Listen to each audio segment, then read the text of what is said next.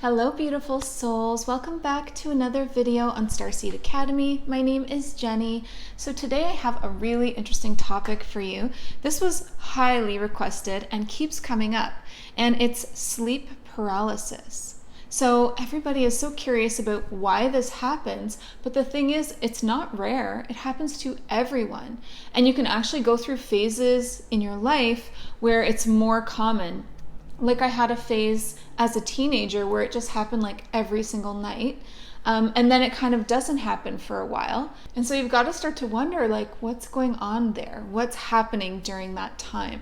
So we're going to talk all things sleep paralysis and the soul and the body. But before we dive into the video, I just want to remind you, please give this video a thumbs up, like it if you like it. Feel free to share this video so that others can find this information. And then also subscribe to my channel for new videos every Sunday, Monday, Wednesday. Okay, so in case you're not clear on what happens at night with you as the soul, let's just do a quick rundown of what happens most nights. I would say the majority of the nights you actually don't stay in your body. So you are an eternal soul and you don't have any need for rest as an eternal soul.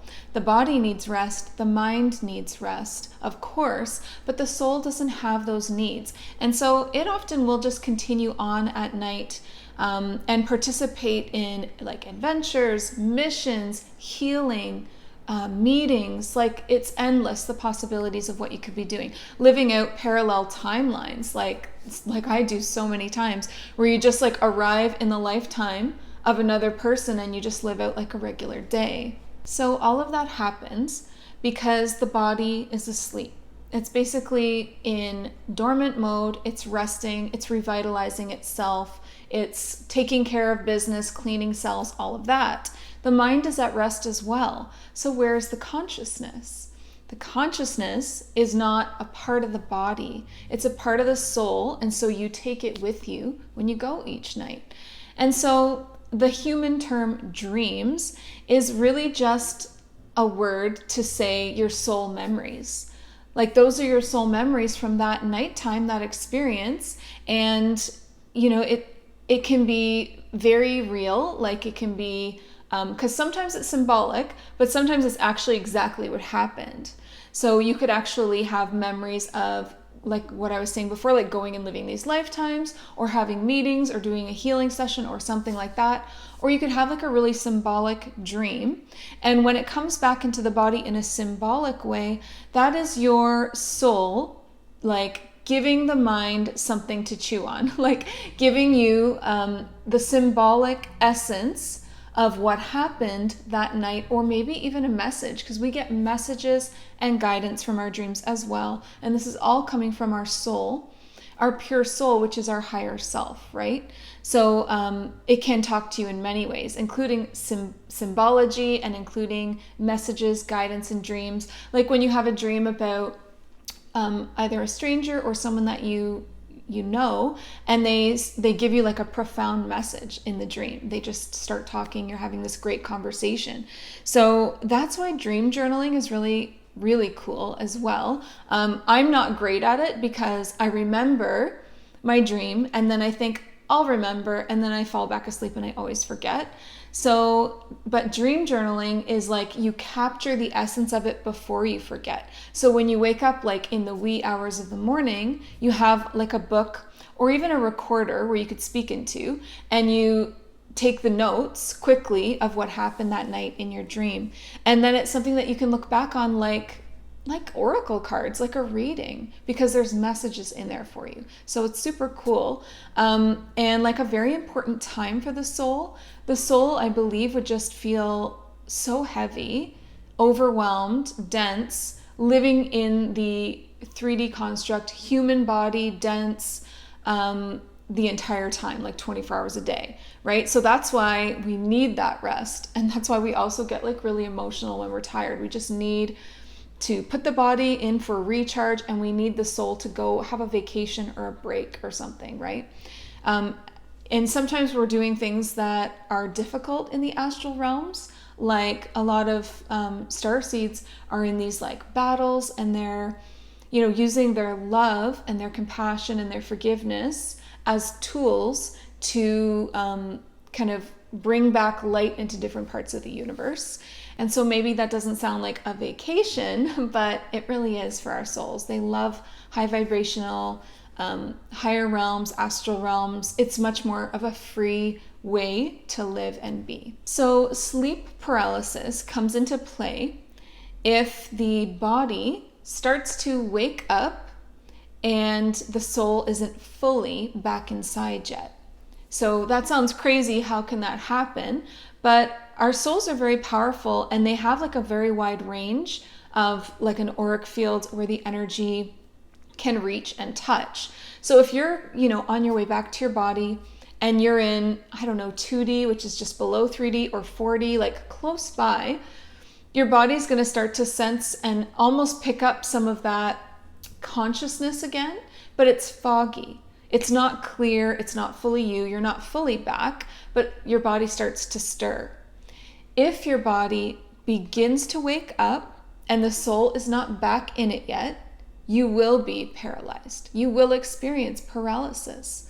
And the reason for this is that the soul is the battery inside of a doll, right? So think about when you were a kid and you had these dolls and they would be lifeless, and then you would put batteries in the back, or in my case, I had a Cricket doll where you put like a cassette tape in the back and some batteries, and she did like a whole singing thing. But without those things, it was lifeless. And that is like your body. So when the soul comes back into the body, that is the batteries reanimating you. So the doll starts to have like a foggy sense of awareness, your body being the doll, but the soul or the batteries aren't fully back in yet, and so you can't move. So you're picking up awareness, but you can't move your body yet because you need the soul fully back in to like revive the movement of your limbs and everything. And I just want to point out here that there is also, it's not just the soul and the body, there is a cord that connects them together, and it's like an etheric cord of light and energy. It keeps the soul and the body tethered together. And when a person dies, that cord is cut. So you're no longer tethered to the body, and then you go on. Once that cord is cut, the body immediately starts to deteriorate because it's just organic matter. It's not who you are. So sleep paralysis, when that cord is attached to the soul still, and the soul's within, like a pretty close range, then the body can, not always, but the body can start to stir and wake up. And that's when you can experience this sleep paralysis. Now, if it was just you in your room and you were like not fully awake anyway and you couldn't move, it probably wouldn't be that big of a deal. But what happens is people have really scary experiences. Like, some people really feel like they're evil. Some people feel like they're being attacked. One of the most common things is that people feel someone sitting on their chest or pressure on their chest, or someone in the room with them, like in the next to them in the bed, or like watching them in the room. There's a presence somehow, right? And it can feel threatening or aggressive. It can also just be curious, but there's something there, like you're not alone. That's where the fear comes in. That's why I would assume it's such an unpleasant experience, because of that feeling now helpless because you can't move, but there's now this other feeling to the room. So this happens because the soul is somewhere close by, but not with you. So where's the soul? It's probably in 4D. Most times I would say it's 4D. Fourth dimension is the dimension that we travel through to get to the higher dimensions, where most of us are going at night. Most starseeds that are awakened are going into higher dimensions and doing meetings and missions and all of this other stuff. However, there are also times when we're going lower, and those are, really intense dreams, memories, experiences of where maybe more of those like battle kind of things are happening. In that case, you would be in 2D. And in the other case, you're in 4D. You're not in 3D. So your experience that you're having in a realm above or below as the soul is now overlapping with the experience that your body is having in 3D. You're experiencing 2 dimensions at once, and the soul is experiencing those entities. And the body is feeling those as being right there. So they are not truly in the 3rd dimension with you in your room, but they are truly with you. I know it's confusing, but because you're the soul, right? So they are actually with the soul, having that experience in the same place. And then the body is receiving all of that information, sensation, downloads, and truly experiencing it alongside you, the soul. There are also and this is not to create any fear. We'll talk about fear in a second. But there are also times when, as the soul is traveling back to the body, you can be followed. And then those entities would kind of follow the soul back along the cord to the body, and then they would actually be in the room with you. But it's nothing to fear. First of all, astral beings cannot physically attack you because they are not in the physical 3rd dimension. If they're in 2D or 4D, they're not physical. They are non-physical, astral, okay? Energetic. You'll still sense them, you'll still feel them, but they can't hurt you. Now, your soul outside of you is an astral being, so there is more potential there to feel like an actual attack, or like a kidnapping, like an abduction, something like that. I mean, it happens. And for more information on all of this, please check out my video, The 4th Dimension, or check out my video, My Astral Abduction, because there's a lot going on in the 4th dimension. So the thing is that your soul is so powerful. It's not a 4D soul. It's not a 2D soul. It's a from source, godlike creator being, and none of that can touch it. You are so, so powerful that just your intention and your thoughts alone create everything. Create all situations or end situations that you don't like. And then, like I said, your body is safe in 3D. I mean, you cannot be attacked in a physical way from an astral being. So what you're feeling is more of an entanglement with the 2 energies of your soul and that entity, and then the body's just reading that energy or receiving it. So it isn't exactly how you're feeling it. It's not that scary. It just feels really scary.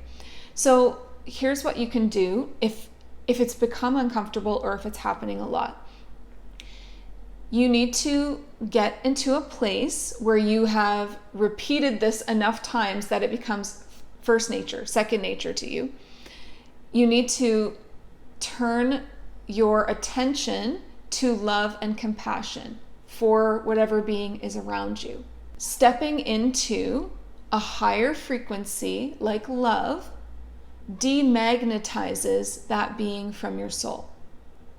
What would magnetize that being to you is fear, because fear and that entity match up, they align. It's like 2 magnets.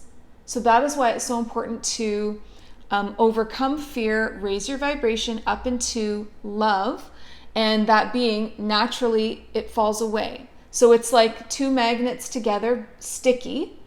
When you change, it falls away and it returns back to its own dimension. That's literally all you have to do. But I understand that can be tricky in a moment when you're feeling a lot of fear, of course. So it takes practice. So now when something like this happens to me, maybe your first reaction is fear because it's shocking and you weren't expecting it and it's happening. But then I remind myself to instantly switch my perspective, and I love it. I just do. I feel compassion, and I love that piece of source, just as I am a piece of source. We may be having different experiences, living in different ways, but we are both pieces of source. We come from the same place. We are more similar than we are different, believe it or not. So I can have compassion and I can send it love, and it will just fall away. It demagnetizes, it loses its sticky effect and it's suddenly gone. That will also speed up the process of the paralysis, the soul entering back in, because you're not blocking everything with fear. Because remember, your soul is also very high vibrational. So you need to be in either a neutral place or like a really like a nice place for the soul to kind of get back in. It's all about the magnetization. So when you're in fear, you're magnetizing these lower, denser, icky experiences. And when you're in love and compassion, you are magnetizing yourself, soul, source, your guides, and your power. So just remember that your consciousness, whether it's in the body or the soul or kind of split between the two, is a magnetic force field. And wherever you're at is what you're attracting to yourself. You can use that in such a powerful way to change your life and to stop an experience in its tracks that you don't want to have. Another interesting fact here is that sometimes you can actually feel the soul's re-entry into the body. I've had this happen when most of my consciousness was in the mind. I had kind of like, I feel like I was fairly aware as the body, but I felt the soul like scoop in. And it was weird. So I think a lot of people can confuse this for something bad that's happening, an eerie feeling, even a possession, right? But just know that nothing can enter into your body without your say-so. So you would have to allow that in some way for it to happen, because you've got that cord between you and your soul. And that's like its home. And it is very naturally just coming and going. And for something to kind of like come in and push that energy out of the way, like you have to agree to it. This is like the walk-in video, the walk-in souls. The soul in the body has to agree to that experience. Nobody can push you out of your body. So please don't fall into fear about losing yourself or possession or anything like that. I'm actually going to do a video soon about possession. Whether that's demonic possession or any kind of possession, because I think that there's a lot of confusion about that. And there are people having very real experiences, and I want to explain what it entails, like what's really happening there. But that's a whole other topic. So we'll save that video for another day, but look out for that video coming soon. So just remember that your emotional state, your fear or your calmness is really what's feeding the situation and can stop it in its tracks if you choose to. You are the one in control. That is your home and body. All you have to do is come back home to regain the movement and to end the paralysis. So this is all just like very real and very powerful. But the knowledge of how it works is actually going to give you your power back, because now when it happens, you're going to remember that the soul's on its way back. It'll be there any minute. And in the meantime, turn to love, turn to compassion, or turn to the knowledge. If it's hard to reach further to love and compassion because you're feeling fear, then try to get into a neutral place and just have the knowledge that it's going to be over any minute. And in fact, you can speed it up by getting out of fear and into a neutral place, so that your soul can very easily just kind of slide right back in. Because the more awareness that you can bring to the table is like you being back in the driver's seat of that experience. So awareness without fear, knowing, this knowledge and what's happening and that the soul is on its way, and just kind of accept it. And acceptance is a much higher vibration than fear. Neutral or acceptance, something like that, and then build your way up to the love and the compassion. But I know that I've talked about before how powerful that force field is of love and compassion. And just remember, like, not just with sleep paralysis, but in those astral realms when you are fully immersed in the experience and like the body's completely still asleep, and you're having these, battles or missions or meetings or weird experiences or whatever, like the astral abduction, what always ended the situation in the highest way possible was to feel love. because it's your force field. And as soon as you do that, you drop the magnetic energy of the fear, bringing in more things to be afraid of. So wherever you travel tonight and in the nights to follow, whether it's the astral realms or you're on your way back to the body, remember that you are the soul. You are the batteries. That body or doll is your home. You are in complete control. And all you have to do is remember that, step out of fear, and step into calm knowingness and just neutrality. And let me know how that goes. And I hope that nobody out there is suffering too much with this sleep paralysis, because I know that from my own experience, I didn't know what it was. And of course, I thought the absolute worst. Growing up in like a really like religious cult-like experience, it made sense to me that it was the worst possible thing and that there were these like demons trying to get me or something, because I didn't know any better. And all of that just created more and more and more. And it just went longer and happened more often because I was doing it. I was so afraid that I was, and thinking about it and worrying about it, I was creating it that whole time. So this is just really important for you to realize how powerful you are, and that you are this incredible creator, and that you are in control. So I really look forward to seeing your experiences. If you want to share them or you're comfortable, please do. Your questions, your comments, I'll check all of those out. Please remember to subscribe before you leave today. And if you want to work with me, check out my services in the description box, where there's many links of all of the things that I offer. And then, of course, before we go, I just want to remind you, listen to your heart and the quiet voice within, because you are so much more than the body you are in. Thank you so much. Have a beautiful day. Bye.